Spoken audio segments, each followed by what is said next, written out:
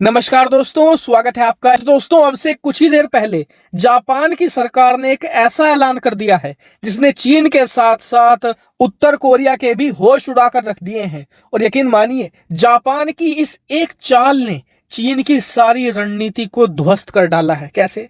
दरअसल अब से कुछ ही देर पहले जापान की सरकार ने ऐलान किया है कि वो चीन के खतरे को देखते हुए अब चीन के खिलाफ एक कठोर कदम उठाने जा रहे हैं। और क्या है ये कदम? दरअसल जापान अब 1000 से ज्यादा लॉन्ग रेंज मिसाइलें चीन के पास तैनात करेगा। और इन 1000 मिसाइलों के बेड़े को तैनात करने के लिए बहुत ही सूटेबल जगह चुनी गई है। दरअसल जापान का एक नामसाई आइसलैंड है। इसकी लोकेशन कुछ ऐसी है कि यहां से आप चीन पर भी हमला कर सकते हैं और उत्तर कोरिया पर भी, दोनों पर एक साथ धावा बोल सकते हैं।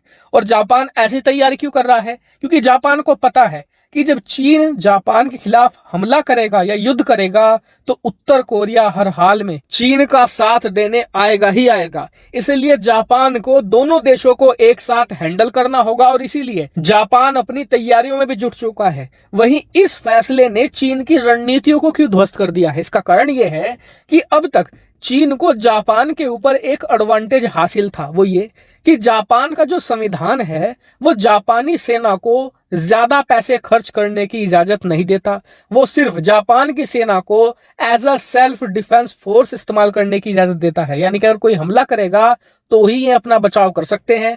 और इनके पास जो ज्यादातर हथियार भी हैं वो सेल्फ डिफेंस वाले ही हैं, अटैक वाले इनके पास ज्यादा हथियार भी मौजूद नहीं है। लेकिन अब जापान अपने उस संविधान को धीरे धीरे बदलना शुरू कर चुका है और इसकी शुरुआत जापान ने बहुत ही धमाकेदार तरीके से करी है, करीबन 1000 मिसाइलों का बेड़ा तैयार करके। लेकिन कहा जा रहा है कि ये तो बस अभी शुरुआत है।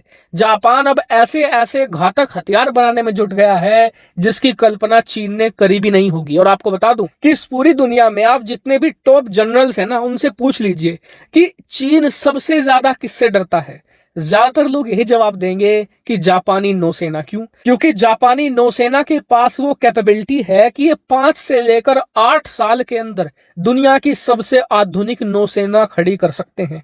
इनकी रफ्तार बहुत तेज है। दूसरे विश्व युद्ध में इन्होंने कुछ ही सालों के अंदर ऐसे ऐसे युद्धपोत बना दिए थे जिससे एक बार को अमेरिका भी कांपता था। और उससे भी ज्यादा घातक बात जो जापान की नौसेना को और खतरनाक बनाती है वो है युद्ध का एक्सपीरियंस। आपको बता दूं कि 1901 से लेकर 1950 तक, इन 50 सालों में जापानी नौसेना ने इतने युद्ध लड़े और जीते हैं जितने चीन ने अपने पूरे इतिहास में नहीं लड़े। और ये बात तो आपको पता ही होगी कि इसी टाइम फ्रेम में जापान ने चीन पर कब्जा भी कर लिया था।